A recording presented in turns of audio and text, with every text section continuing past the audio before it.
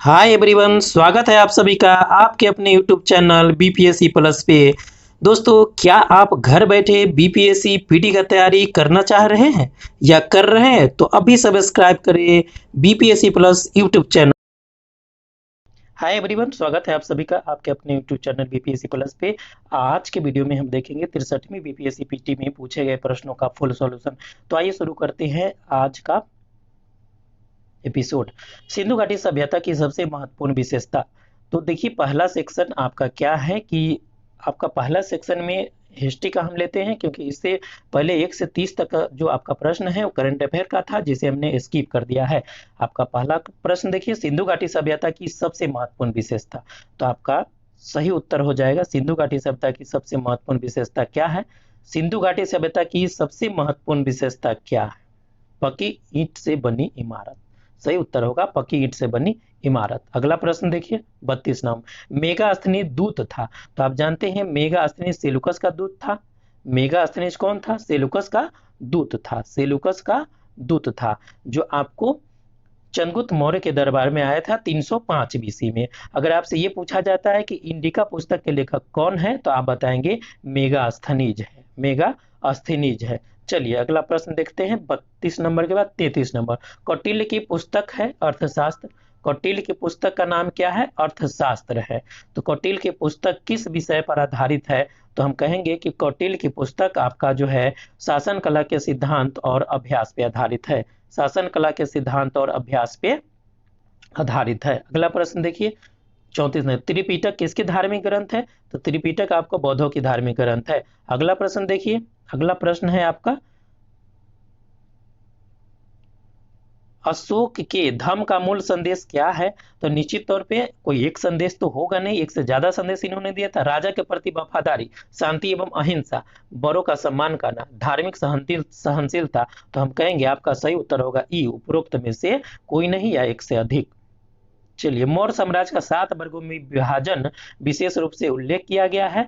ये कहाँ किया गया है? तो आपको बताना है कि मेगास्थनीज की पुस्तक है उसमें किया गया है, और मेगास्थनीज की पुस्तक का नाम आप जानते हैं, इंडिका है। चलिए अगला प्रश्न देखते हैं। मेगास्थनीज की बात, मेगास्थनीज के बाद अगला प्रश्न देखते हैं। चीनी यात्री प्रसिद्ध चीनी यात्री है फाहियान।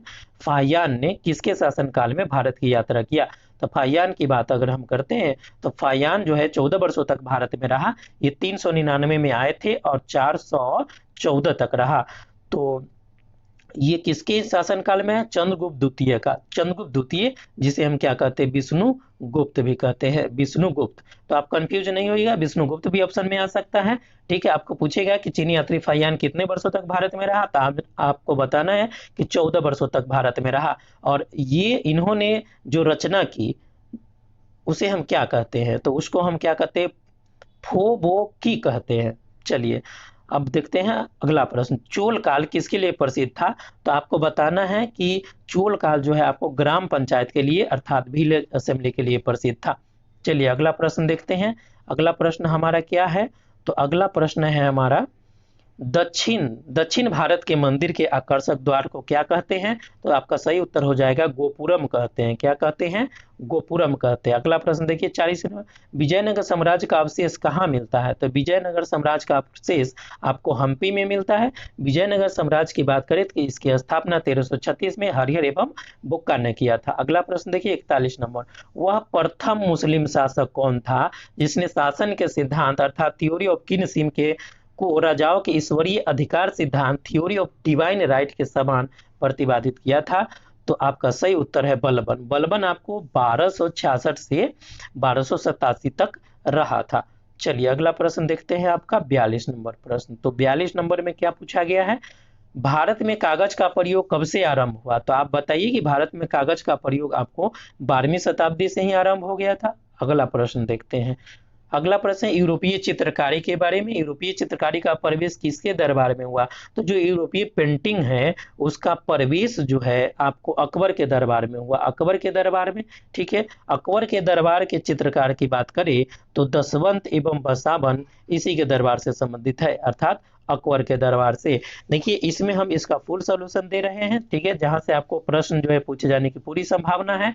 तो आप देखेंगे कि इससे अगला प्रश्न जो आपसे ये पूछा जा सकता है, आपसे ये पूछा जा सकता है कि मुगल चित्रकला की नींव किसके समय में पड़ा। तो मुगल चित्रकला की नींव आपसे पूछा जाएगा तो आप बताएंगे कि हुमायूं के समय में मुगल चित्रकला की नींव पड़ी। और हुमायूं के दरबार में जो रहते थे मीर सैयद अली और अब्बू समद, जो ये दोनों आपको हुमायूं के दरबार में रहते थे। फिर जहांगीर की बात कर लेते हैं। देखिए जहांगीर क्या है, तो जहांगीर के समय में आपको मौर्य पेंटिंग का स्वर्ण उत्कर्ष माना जाता है, या ऐसे पूछा जाए स्वर्ण युग माना जाए, चरम उत्कर्ष माना जाए, शीर्ष पर माना जाए। तो आपसे ये पूछा है मुगल चित्रकला अपने शीर्ष पर था या चरमोत्कर्ष पर था, या मुगल चित्रकला का स्वर्ण युग किसे कहा जाता है, किसके काल को। तो आप बताएंगे सही उत्तर होगा आपका जहांगीर के शासनकाल को। जहांगीर के शासनकाल को अगर हम जहांगीर के समय की बात कर ले तो बिशन दास, उस्ताद मंसूर और अबू हसन इसी के समय के थे। ठीक है, अब हम देखते हैं कि जहांगीर के समय में आका रिजा के नेतृत्व में आगरा में चित्रशाला स्थापित किया गया। क्या स्थापित किया गया, चित्रशाला स्थापित किया गया। कहाँ, आगरा में। चलिए आगे बढ़ते हैं और देखते हैं अगला प्रश्न। अगला प्रश्न है भारत में किसके शासनकाल में इंग्लिश ईस्ट इंडिया कंपनी का गठन हुआ। तो भारत में इंग्लिश ईस्ट इंडिया कंपनी का गठन अकबर के शासनकाल में हुआ। अगर अकबर की बात करें तो ये नगारा और बीना बजाने में इनको महारत हासिल था। और आपसे अगर ये पूछा जाता है कि इन्होंने आपको नागारा बीना ये सब बजाने की शिक्षा या संगीत की शिक्षा किससे लिया, तो संगीत का शिक्षा जो है लाला कलाबंद से लिया। आगे बढ़ते हैं, अगला नंबर प्रश्न क्या है आपका 45 नंबर प्रश्न।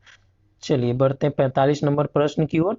तो 45 नंबर प्रश्न है हमारा, निम्नलिखित में से किस देशी रियासत को अंग्रेजों ने अपने क्षेत्र में नहीं मिलाया था। तो देखिए जो देशी रियासत का नाम दिया गया उसमें से ग्वालियर को आपको अंग्रेजों ने नहीं मिला पाया था।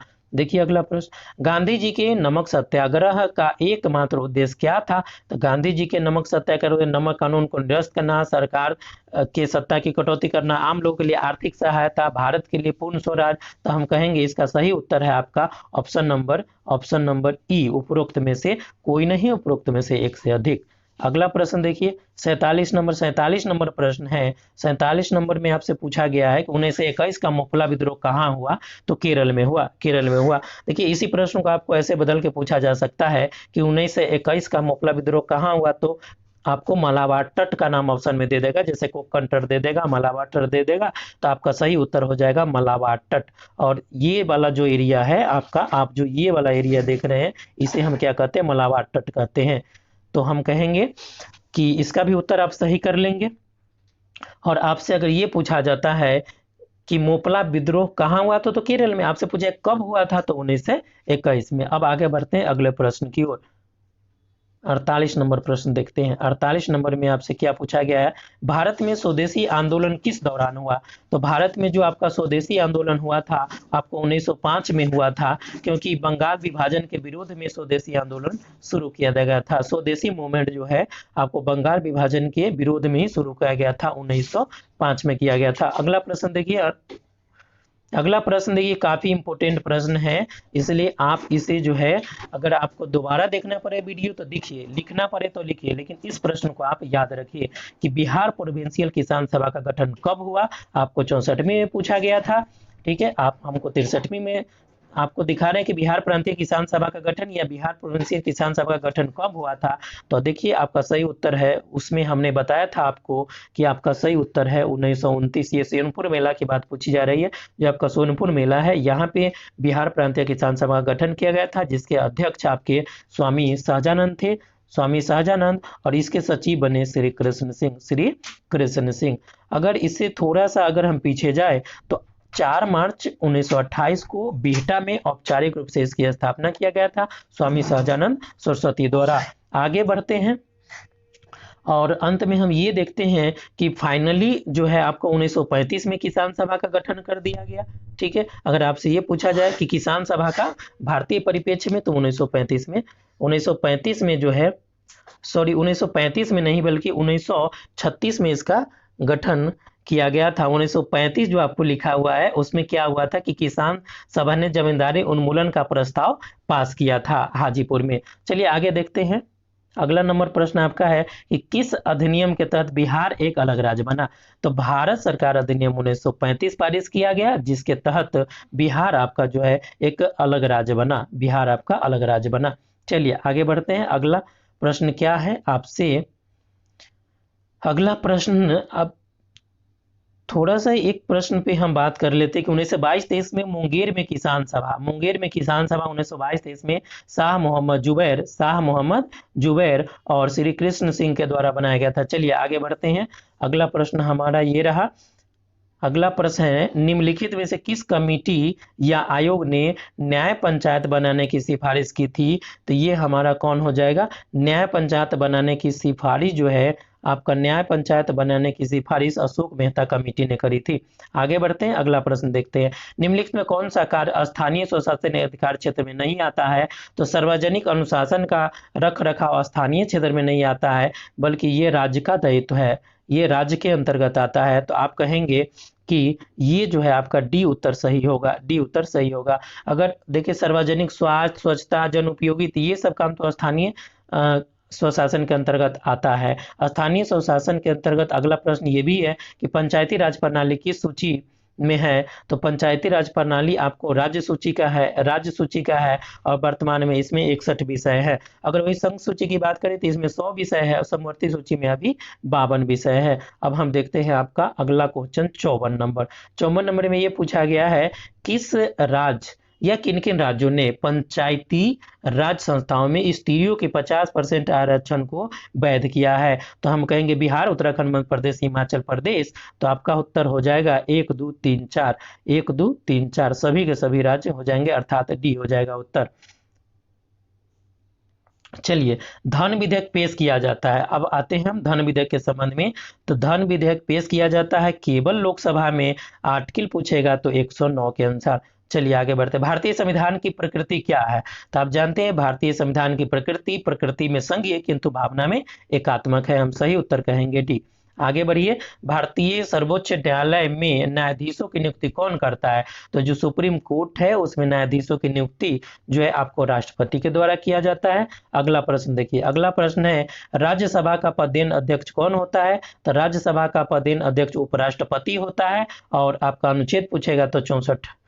भारत का प्रधानमंत्री जवाबदेह है। तो भारत का प्रधानमंत्री किसके प्रति जवाबदेह है। तो आपका सही उत्तर हो जाएगा लोकसभा के प्रति जवाबदेह है। संसद सदस्य बनने हेतु न्यूनतम उम्र सीमा क्या है। तो संसद के सदस्य बनने हेतु न्यूनतम उम्र सीमा आपका 25 हो जाएगा। और बीपीएससी ने 25 इसलिए माना है क्योंकि लोकसभा जो है आपको लोकसभा के सदस्यता लेने हेतु न्यूनतम उम्र आपका कितना है, 25 वर्ष है और राज्यसभा का 30 वर्ष है। तो इसीलिए इस प्रश्न का उत्तर जो है सी होगा, 25 वर्ष। आगे बढ़िए। सर्वोच्च न्यायालय के न्यायाधीशों की सेवानिवृत्ति की उम्र सीमा क्या है। तो इसकी उम्र सीमा आपको 65 ईयर है, 65 वर्ष है। चलिए 61 नंबर प्रश्न के बाद अब हम बढ़ते हैं अगले प्रश्न की ओर। 62 नंबर देखिए पूछा है, केंद्र सरकार में उच्चतम नागरिक सेवा अधिकारी कौन होता है। तो मंत्रिमंडल सचिव होता है। कौन होता है, मंत्रिमंडल सचिव अर्थात कैबिनेट सचिव। अगला प्रश्न है हमारा 63 नंबर। भारत में राष्ट्रीय आय की गणना में एक समस्या है और सबसे बड़ी समस्या यही है कि असंगठित क्षेत्र में काम करने वालों लोगों की संख्या ज्यादा है। भारत में कृषि पुनर्वित्त प्रदान करने के लिए शिखर स्तर के बैंक का नाम बताइए। तो आपका सही उत्तर हो जाएगा नाबार्ड, कृषि तथा ग्रामीण विकास राष्ट्रीय बैंक।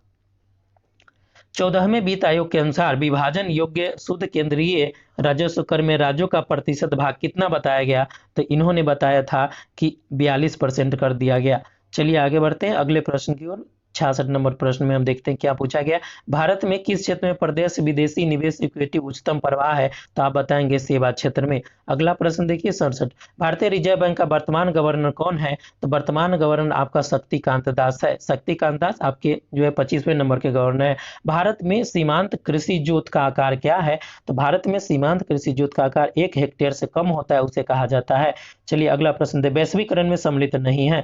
तो वैश्वीकरण में आयात शुल्क में कमी, आयात लाइसेंसिंग का उन्मूलन, प्रत्यक्ष विदेशी निवेश का उन्मुक्त प्रवाह, ये आपके जो है कथन शामिल है। जबकि सार्वजनिक क्षेत्र की इक्विटी निवेश इसमें शामिल नहीं है। तो उत्तर होगा आपका डी।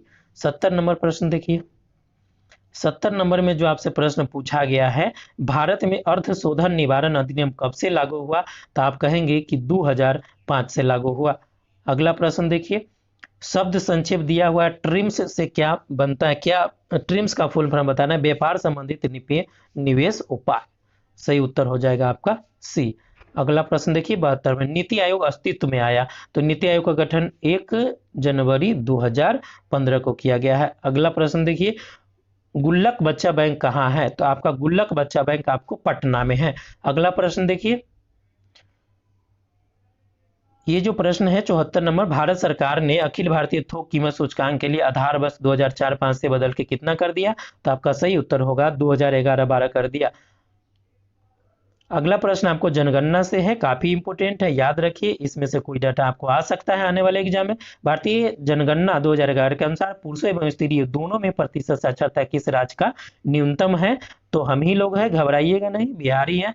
हम लोग का दायित्व बनता है कि साक्षरता दर को आगे बढ़ाएं। चलिए, इसी में अगर आपसे ये पूछा जाता है कि बिहार का पुरुष साक्षरता दर, तो आप बताएंगे पुरुष साक्षरता दर 71.2 है, जबकि महिला साक्षरता दर 51.5 है, 51.5 है। अगर हम कुल साक्षरता की बात करें तो हमारा कुल साक्षरता कितना है, तो 61.8 है। देखिए, इसे याद करना बहुत आसान है। अगर आपको ओवरऑल पूछा जाए कि बिहार के साक्षरता दर 2011 जनगणना के अनुसार, तो आपने बताना है कि 61.8 होगा। ठीक है, अगर 61 में आप 10 बढ़ाइएगा तो 71 हो जाएगा, तो 71.2 आपका हो जाएगा पुरुष साक्षरता, 71.2। देखिए, 61 में से अगर हम 10 घटा लेते हैं तो 51 हो जाएगा, यानी 51.5, याद रखिएगा 51.5% जो है आपका महिला साक्षरता है, 51.5%। अगला प्रश्न देखिए, बिहार में कृषि भूमि की जोतों का औसत आकार दूसरे राज्यों की तुलना में क्या है, तो न्यूनतम से द्वितीय, न्यूनतम से द्वितीय। चलिए अगला प्रश्न देखते हैं, भारत के किस राज्य की वर्तमान मूल्यों पर न्यूनतम प्रति व्यक्ति आय है, तो देखिए पर कैपिटा इनकम के मामले में बिहार सबसे नीचे है, तो उत्तर हो गया आपका बिहार ए।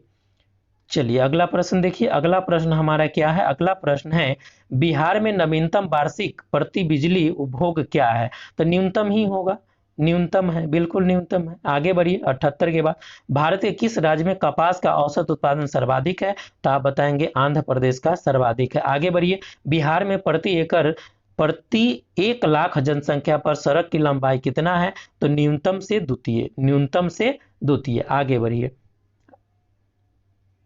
न्यूनतम से द्वितीय। किंतु बीपीएससी ने अपने फाइनल उत्तर की में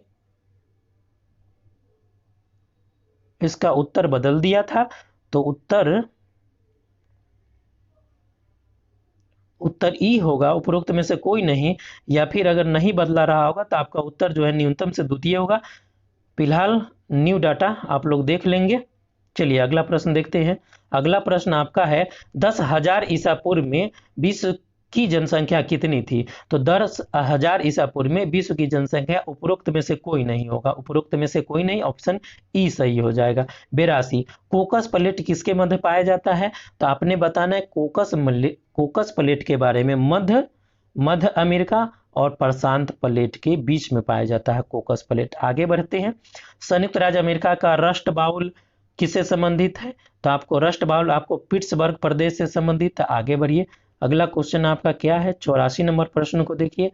84 नंबर प्रश्न में क्या पूछा गया है, निम्नलिखित में से कौन सा उपागम प्रोफेसर अमर्त्य सेन से संबंधित है, आपका सही उत्तर है सक्षमता उपागम। सही उत्तर क्या है, सक्षमता उपागम। अगला प्रश्न देखिए, निम्नलिखित में कौन सा विश्व कहवा पतन है, तो आप कहेंगे कहवा पतन कौन है, सेंटोस है, सेंटोस है। आगे देखिए, निम्नलिखित में से किस राज्य में सर्वाधिक क्षेत्र वनों के अंतर्गत आता है, तो जो ऑप्शन है आपके पास उसी ऑप्शन में से आपको उत्तर देना है। तो आपका जो है सर्वाधिक क्षेत्र की बात करेगा, किस राज्य में सर्वाधिक क्षेत्र वनों के अंतर्गत आता है या प्रतिशत, दोनों के मामले में आप कहेंगे, दोनों के मामले में अरुणाचल प्रदेश जो है दूसरा स्थान पे आता है। तो आपका इस प्रश्न का उत्तर होता अरुणाचल प्रदेश, अरुणाचल प्रदेश। फिलहाल मैं आपको बता दूं कि क्षेत्रफल में मध्य प्रदेश प्रथम स्थान पर है, अरुणाचल प्रदेश दूसरा स्थान पे है, महाराष्ट्र तीसरा स्थान पे, छत्तीसगढ़ चौथा और उड़ीसा पांचवा स्थान है। चलिए अब हम बढ़ते हैं अगले प्रश्न की ओर। तो अगला प्रश्न है हमारा, निम्नलिखित कौन सी मिट्टी नदियों द्वारा निर्मित है? तो नदियों द्वारा जो मिट्टी निर्मित होता है उसे हम जलोढ़ मृदा कहते हैं, जलोढ़ मृदा कहते हैं। और आपका जो जलोढ़ मृदा है वो आपका दो प्रकार से होता है, पुराना जलोढ़ और नया जलोढ़। तो जो पुराने जलोढ़ है उसे हम बांगर कहते हैं और नए जलोढ़ को खादर कहते हैं। चलिए आगे बढ़ते हैं। भारत के कुल विद्युत उत्पादन में जल विद्युत का योगदान 10% के आसपास है। तो आप सही उत्तर बताएंगे 10% के आसपास है। चलिए अगला प्रश्न देखते हैं। भारत के जनगणना अध्ययन में कौन सा वर्ष डेमोग्राफिक डिवाइड के नाम से जाना जाता है? तो आपका सही उत्तर है 1921। आगे बढ़िए। तमिलनाडु में सर्वाधिक सूती वस्त्र के कारखाने कहाँ पाए जाते हैं? तमिलनाडु में सर्वाधिक सूती वस्त्र के कारखाने आपको कोयम्बटूर में पाए जाते हैं। आगे बढ़िए। अगला प्रश्न क्या है? 91 नंबर प्रश्न देखिए। 91 नंबर प्रश्न में पूछा गया है आपसे, निम्नलिखित में से भारत का कौन सा राज्य रबर के उत्पादन में अग्रणी है? तो आपने बताना है कि केरल अग्रणी है। राष्ट्रीय जलमार्ग संख्या 1 नेशनल वाटरवे 1 जोड़ता है किसको? हल्दिया से इलाहाबाद को जोड़ता है। चलिए राजस्थान का खेतरी बेल्ट जाना जाता है आपको कॉपर के लिए हो जाएगा, कॉपर के लिए, तांबा खनन के लिए। अगला प्रश्न देखिए, निम्नलिखित में कौन सी नदी फतुआ के पास गंगा में मिलती है? आपका सही उत्तर हो जाएगा पुनपुन नदी। फ्रेंड्स अगर आपसे ये पूछा जाए सोन नदी कहाँ मिलता है तो आप बताएंगे दानापुर के मनेर के पास। ठीक है। चलिए कुछ और डाटा हम देख लेते हैं कि उत्तरी छोटा नागपुर पठार से निकल के क्विल और मोहना नदी आपको गंगा में मिल जाता है। बलान, सोनी, ढोरी ये नदी आपको कमला में मिल जाती है। फिर कमला नदी कोसी में मिल जाता है और फिर कोसी नदी जो है आपको खगड़िया के पास गंगा जी में मिल जाता है और यहाँ पर ये डेल्टा का भी निर्माण करता है। अब आपसे ये पूछा जाए, री एग्जाम में बीपीएससी ने पूछा था कि कोसी नदी कहाँ पे मिलता है, तो उसका सही उत्तर था आपको कुर्सेला ऑप्शन में दे दिया था, कुर्सेला। चलिए आगे बढ़ते हैं, अगला प्रश्न देखते हैं। अगला प्रश्न है आपका क्या है? 95 नंबर प्रश्न है आपका। 95 नंबर प्रश्न में पूछा गया है, कोपन के जलवायु वर्गीकरण के अनुसार उत्तर बिहार की जलवायु किससे प्रदर्शित की जाती है? तो आपका उत्तर बिहार की जलवायु जो है आपको CWG के अंतर्गत आ जाता है। वहीं अगर आपसे ये पूछा जाएगा दक्षिण बिहार का तो आप बताएंगे कि AW। अगला प्रश्न देखिए, मुजफ्फरपुर, दरभंगा, चंपारण जिला में कौन सी मिट्टी पाई जाती है अधिकांशतः? तो आप बताएंगे कि नवीन जलोढ़ पाई जाती है, नवीन जलोढ़ मृदा पाई जाती है। बिहार का सर्वाधिक जूट उत्पादक जिला कौन है? तो आपका हो जाएगा सही उत्तर पूर्णिया। ठीक है। अगला प्रश्न देखिए, अगला है आपका 98 नंबर प्रश्न में क्या पूछा गया है? 98 नंबर प्रश्न है आपका, त्रिवेणी नहर किस नदी पर निर्मित है? तो आपने बताना है कि गंडक नदी पर निर्भर कर बनाया गया है। जैन धर्म के प्रवर्तक महावीर का मोक्ष स्थान कहाँ है? तो इनकी जो मृत्यु हुई थी, मोक्ष स्थान आपको क्या है? पावापुरी है। आगे बढ़िए। अगला प्रश्न, कैमूर पठार किसके अंतर्गत आता है? तो कैमूर पठार में आप जो है चूना पत्थर पाया जाता है और रोहतास के आसपास में जो भी है उसे हम कैमूर, रोहतास के आसपास में जो पठार है तो उसे हम कैमूर के पठार के नाम से जानते हैं। इसमें आपको जो है चूना पत्थर पाया जाता है। आगे बढ़िए। अगला प्रश्न 101 है, स्वामी सहजानंद सरस्वती ने एक पत्रिका का प्रकाशन किया और उस पत्रिका का नाम आपको बताना है। तो हुंकार सही उत्तर हो जाएगा। पटना में 1913 में अनुशीलन समिति की एक शाखा स्थापित की गई थी और ये शाखा जो है स्थापित की गई थी, इसमें कौन थे? सचिंदर सन्याल के द्वारा स्थापित किया गया था। अगला प्रश्न देखिए 1922-23 में मुंगेर में किस किसान सभा का जो गठन किया गया था किसके द्वारा किया गया था, किसने किया था? तो आपका सही उत्तर है आपको कृष्ण सिंह और मोहम्मद जुबैर। तो एक से अधिक उत्तर सही है, इसलिए हम कहेंगे कि उपरोक्त में से एक से अधिक उत्तर हो जाएगा ई। अगला प्रश्न देखिए, अगला प्रश्न क्या है? अगला प्रश्न हमारा पूछा गया है 104 नंबर प्रश्न में पूछा गया है कि 1934 में बनी बिहार सोशलिस्ट पार्टी 1934 में बनी बिहार सोशलिस्ट पार्टी के सचिव कौन है? तो इसके सचिव है आपको जयप्रकाश नारायण सही उत्तर हो जाएगा आपका जयप्रकाश नारायण। अगर आपसे सोशलिस्ट पर बिहार सोशलिस्ट पार्टी के अध्यक्ष का नाम पूछता है तो आप कहते हैं आचार्य नरेंद्र देव, आचार्य नरेंद्र देव। अगर जयप्रकाश नारायण की बात करें तो 11 अक्टूबर 1902 को इनका सारण जिला में जन्म हुआ था, सीताब दियारा में। ठीक है, और आगे बढ़ते हैं, अगला प्रश्न देखते हैं। अगला प्रश्न क्या है? अगला प्रश्न आपसे ये पूछा जा सकता है कि आपसे ये पूछा जाएगा कि भारत छोड़ो आंदोलन के समय, भारत छोड़ो आंदोलन के समय जयप्रकाश नारायण को जब जेल में रख दिया गया था तो किस जेल में रखा गया था? तो आप बताएंगे कि इन्हें जो है हजारीबाग जेल में रखा गया था। जेपी को, जयप्रकाश नारायण को हजारीबाग जेल में रखा गया था, जहां से ये भाग गए, फरार हो गए। तो किस जेल से फरार हुए? हजारीबाग जेल से। अगला प्रश्न देखिए, बिहार से भारतीय संविधान सभा के सदस्य, तो बिहार से भारतीय संविधान सभा के सदस्य की अगर हम बात करें तो आपका हो जाएगा, आपका एक से अधिक सही उत्तर हो जाएगा। आपको जगजीवन राम, राजेंद्र प्रसाद, तो हम कहेंगे कि आपका हो जाएगा सही उत्तर होगा उपरोक्त में से एक से अधिक, सही उत्तर होगा उपरोक्त में से एक से अधिक, उत्तर ई। 105 के बाद 106 नंबर प्रश्न देखिए, बिहार में 1937 में गठित प्रथम भारतीय मंत्रिमंडल का नेतृत्व किसने किया था? तो आपका सही उत्तर हो जाएगा, आपका सही उत्तर जो है मोहम्मद यूनिस हो जाएगा। देखिए आप कंफ्यूज नहीं होइएगा, बिहार में 1937 में गठित प्रथम भारतीय मंत्रिमंडल का नेतृत्व किसने किया था? मोहम्मद यूनिस ने किया था। किंतु इसी प्रश्न में अगर ये पूछा जाए कि 1937 में गठित प्रथम भारतीय मंत्रिमंडल का नेतृत्व कौन कांग्रेसी थे प्रथम जिन्होंने किया था, तब आप बताएंगे कि उसका उत्तर जो है आपका ये होगा, श्री कृष्ण सिंह होगा। आगे बढ़िए, अगला प्रश्न में देखते हैं 106 नंबर प्रश्न के बाद 107। राजेंद्र प्रसाद ने किसे पाकिस्तान का जन्मदाता माना है? तो राजेंद्र प्रसाद ने माना है कि लॉर्ड मिंटो था जिसने पाकिस्तान का जन्मदाता माना। पटना लॉन का गांधी के रूप में नामकरण कब कर दिया गया? तब भारत के स्वतंत्रता के अवसर पर। सही उत्तर है भारत के स्वतंत्रता के उत्तर पर, अवसर पर, सॉरी, भारत के स्वतंत्रता के अवसर पर इसका नाम गांधी मैदान कर दिया गया। आगे बढ़ते हैं, अगला क्वेश्चन है आपका बम्बई प्रेसिडेंसी एसोसिएशन के बारे में। तो बम्बई प्रेसिडेंसी एसोसिएशन की स्थापना कब किया गया और किसने किया? तो देखिए ये आपको जो है बम्बई प्रेसिडेंसी की बात करें तो फिरोज शाह मेहता, आपको जो है फिरोज शाह मेहता, केटी तैलंग और तैयब जी ने किया था, तीनों मिलकर के किया था। कब किया था? 1885 में। इन्हें बम्बई त्रिमूर्ति कहा जाता है। आपसे ये पूछा है बम्बई त्रिमूर्ति, तो भी उत्तर हो जाएगा फिरोज शाह मेहता, केटी तैलंग और बदरुद्दीन तैयब। तो आपका सही उत्तर होगा उपरोक्त में से एक से अधिक, उत्तर हो गया ई। अगला प्रश्न देखिए, अगला प्रश्न है हमारा इंपीरियल कैडेट कॉर्पस की स्थापना किसके द्वारा किया गया था? तो आपको जो है लॉर्ड कर्जन के द्वारा किया गया था। लॉर्ड कर्जन 1899 से 1905 तक रहे थे।